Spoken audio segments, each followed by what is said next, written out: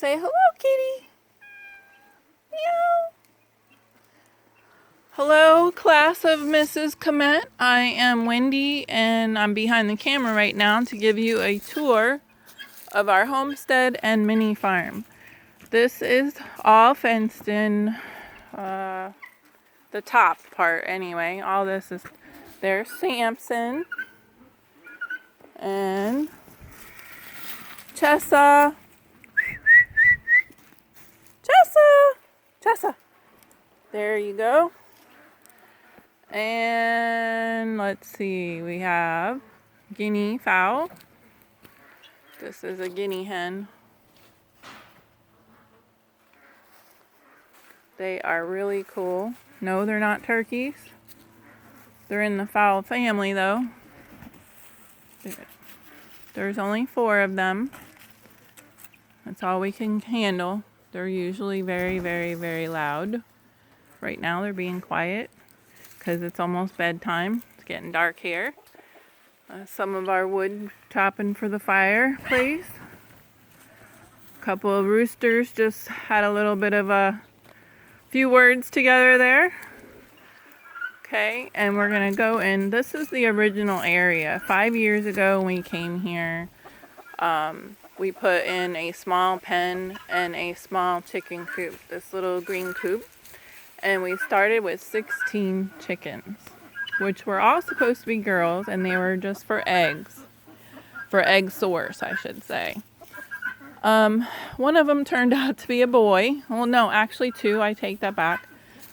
This fella right here. Oh, this is Pepper. He's a silky, pretty cool dude. And there's a silky girl. And over here is Big Daddy. Named him Bo Duke. He's the one that's with the blonde hair and the black feathers and the red wings there.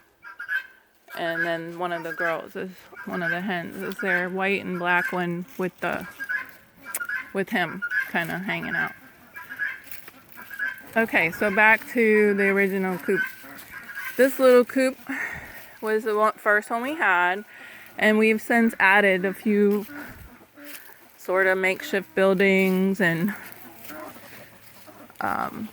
areas. Okay, because this one right here is what I call the teenager hut, because they're birds that won't sleep in the coop or in the bigger coop with the big birds because they will peck at each other too much. So we keep the teenagers, they go to sleep in this little hut. They got a little pole in there they roost on. And it's supposed to rain for the next day or so, so I'm trying to keep them dry. No fun getting all wet feathers. Here's a couple other girls here. These are ones that we hatched from fertile eggs. And then this hut over here, we have different cages. There's a lot of cages not being used because you never know when you have to separate somebody or transport someone because someone's buying a few birds.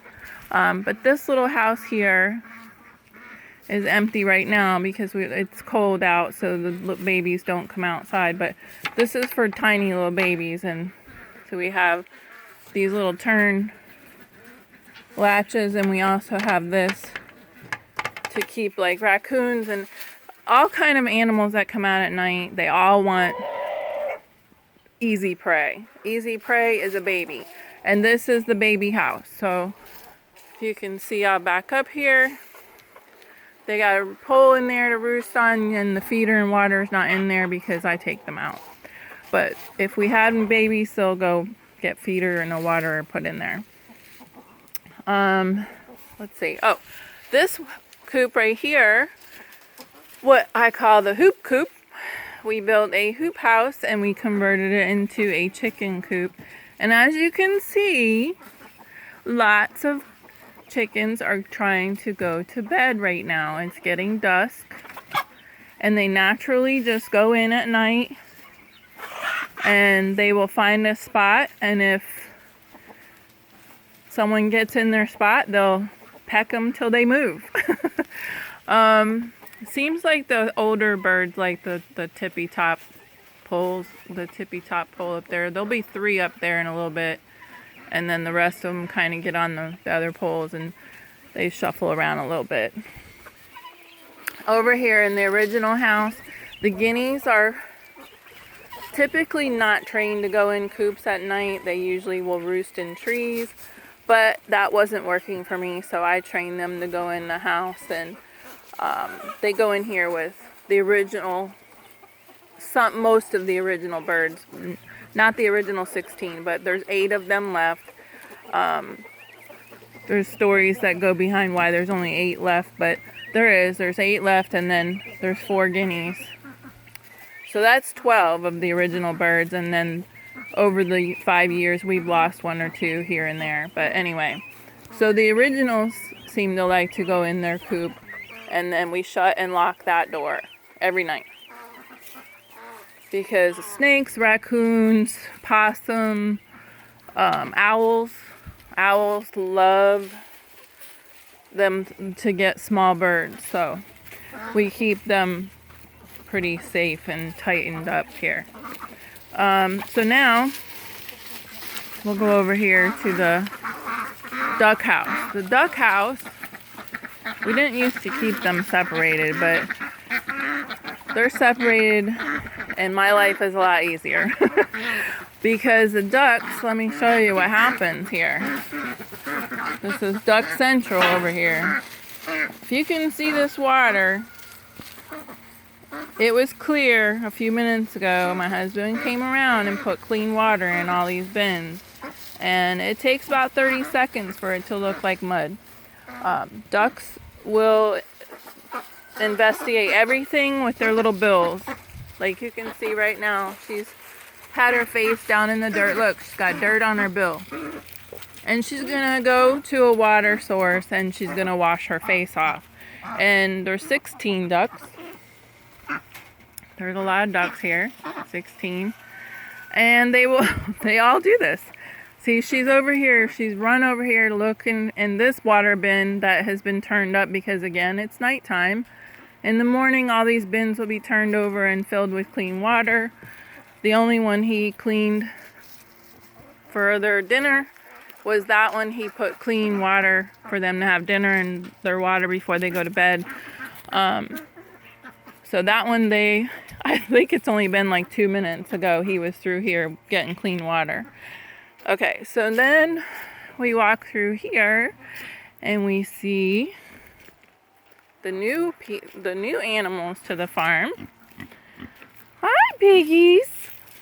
Piggy, piggy, piggy. Hey, piggy, piggy. Piggy. Sorry about that. I was trying to get their attention. Piggy, piggy. So they have a little hoop house filled with hay. It's about to be cold tonight. It'll be 32 degrees. So they'll get in there and get all warm. Now see, he did clean this water. That one's pretty clean. He just cleaned out their water. They've finished their dinner already because they're fast little piggies. Hi, baby. Say hello.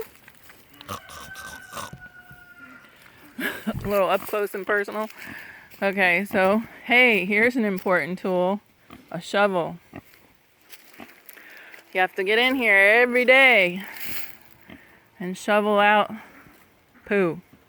Piggy poo. They usually will go in 1 or 2 spots. They're pretty clean animals. Despite what people think pigs are dirty, they will choose where they go to the bathroom, and that's their bathroom. And they don't eat where they go poop. So, isn't that cool? I think it is. Alright, so we're going back over here. Ducks are finishing their dinner and mucking up their water. Oh, so that was why they were separated. Oh, back to that point. We separated the ducks, or I did, from the chickens. They all used to live together and they got to choose what house to go in at night. Free choice to go where they wanted to sleep. But chickens like clean water. Need I say more? This is an all-day thing trying to keep chicken water clean. Let me show you something though. That water is what they drink out of all day. And it stays that clean as long as there's no ducks over here. So yeah. Their food, their water. This is all the chicken area here. I think I moved too fast. Sorry. Oh, big boy. So I kind of cracked myself up. This one is Silvio. I named him Sylvester or Silvio for an Italian, like an Italian boy kind of a thing, you know, like he's a big Italian. Anyway, he's pretty cool, dude. And oh, here's another good one. That guy that just jumped down. See if we can. They don't like it when you get so close, so he's under there. I named him Peppa J. Girl, move out of the way. We're just getting your butt. That white and black one back there, he's a gangster. And the reason why I call him Gangsta Peppa J is because he is not afraid of anything. He is fairly young, according to, you know, amongst all these birds here. And he is very assertive. He has interjected, making it known that he wants to be the king. He wants to be the boss. This guy is about twice his size, and he's afraid of him.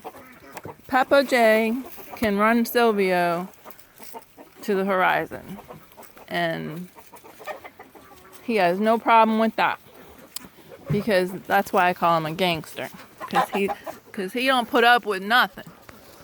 And then Bo Duke is in the house already. Bo Duke in the house. He's in the coop. Yeah, we know you're getting squirrely because I'm too close. No, Chessa.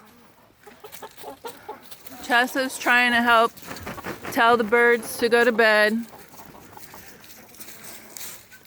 I think we got some teens out here still. You guys are supposed to go to bed now. See, now we're on the outside of the duck area. Go on, shoo. Shoo, shoo. Go.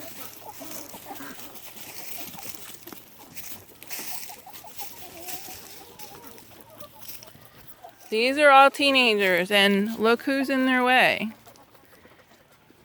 No, Samson. Okay, they're supposed to be going into bed now, buddy.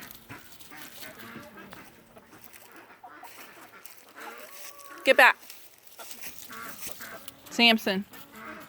Samson. Good boy. See, now he's out of their way. They're going to try and run in through this door here. But he was standing there, and it's a good thing that they're afraid of him. Because even though they're the guardians here.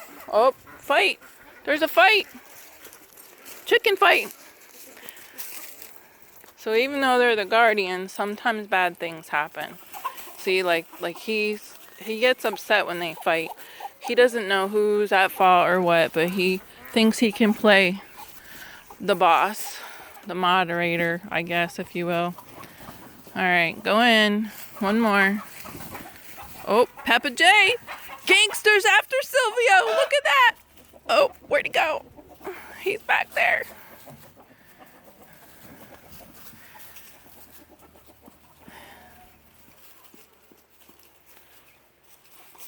I guess Silvio's off on his own. He said he's not going to mess with Peppa J. That little guy, it's funny how the little guy sometimes has the bigger effect. There he is. Oh, and Bo Duke. He's afraid of Bo Duke. So the hierarchy is Bo Duke is the king, and then Peppa J is like, you know, his assistant. As long as he don't get out, out, out. And then Silvio, I don't want to say he's a coward, but I named him Silvio to make him feel good about himself, because he has a big job handling all these girls. And Bo Duke just went back into bed. Oh, there's Peppa J. There he goes running off. Where you going, buddy?